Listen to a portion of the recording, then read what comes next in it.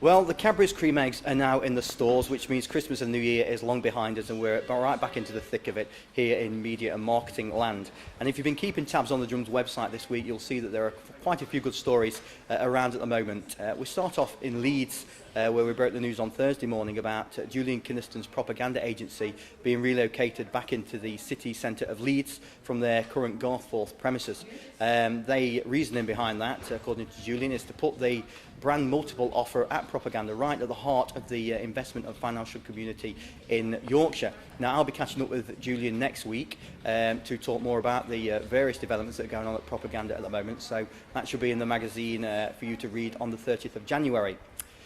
Meanwhile, in Liverpool, City Talk are getting quite excited at the moment as they are awaiting their first ever set of radar figures, which are due to be published at the end of January. Now, online, we have an online exclusive with Richard Maddock, the station director over at City Talk, in which he talks about the station's first year on air and kind of outlines his hopes for the radars and what the station hopes to achieve over the next year. Meanwhile, back in Manchester, news that McCann's were to launch a new digital company, move that into the city centre, into the city's northern quarter, called McCann Metro. That was broken on the Drums website late on Wednesday night. Sue Little, the boss over at McCann Erickson there, says they're going to put a significant investment into that business over the next 3 years, which I think really shows the importance now of digital to any traditional agency business, that they're going to be investing heavily in that at this time. Sticking with McCann's theme, you may remember in the magazine in October we carried a feature by Brian Child, it was this one here, in which Brian outlined 7 thoughts, or 7 observations really, on how agencies can deal with the recession during 2009. Now, just before Christmas, I was fortunate enough to catch up with Brian and asked him to expand on those 7 points in a series of video interviews, which we're now running on the Drums website on a weekly basis. His first interview, really advised agencies to live in the real world when regards to forecasting and things like that. And we can just take a very quick look at what Brian has to say about that now. The truth of the matter is we don't know what the future beholds us, so it's incumbent on us to keep a handle on those numbers.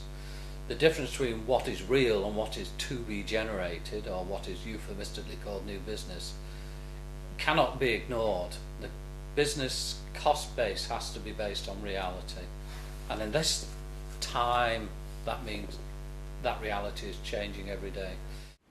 The rest of that interview can be seen on the Drums website from now, and we will be playing the 6 other parts of that interview over the next 6 weeks, so make sure you do log on to the Drums website and get that good advice. It is good advice from Brian. He's been through a few recessions himself.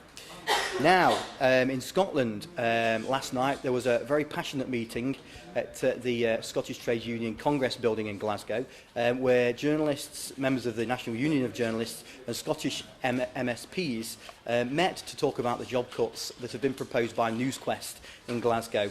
For those of you who haven't been keeping up with that particular story, NewsQuest bosses have proposed to make 250 people redundant at the Herald and Evening Times, and then make them reapply for 210 jobs which remain, which, for those of you who are not very good at mathematics, means ultimately they are looking to cut 40 jobs.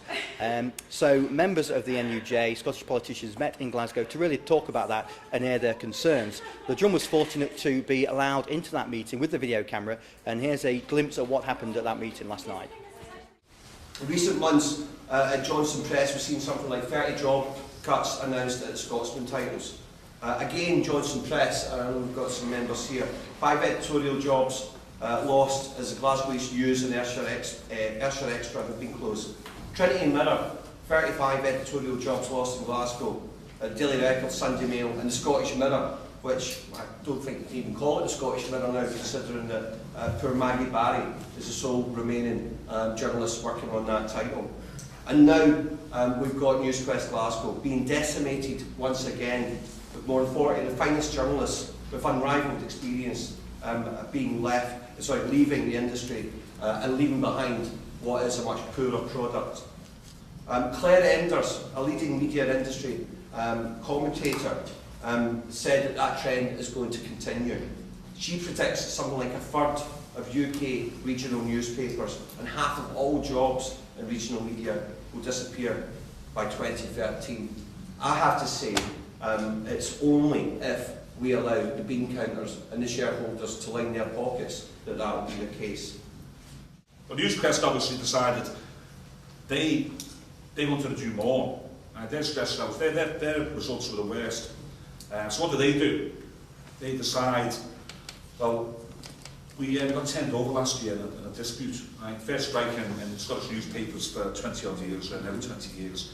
We're not going to let that happen again. So we're going to make all the journalists redundant just before Christmas.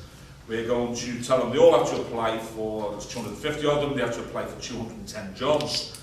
And they will, how do we increase their stress? Well, we'll give them extra hours to work every week.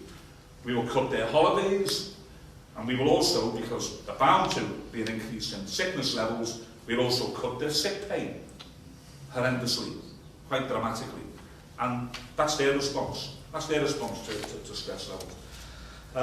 It's been described to me, and I totally agree, it's like a whooping style approach to change. If you'd like to see more of those presentations from the NUJ meeting which took place in Glasgow last night, then make sure you do log on to the Drums website and you can see them there in their entirety. Now, that's pretty much everything for this issue of the Drum Vodcast.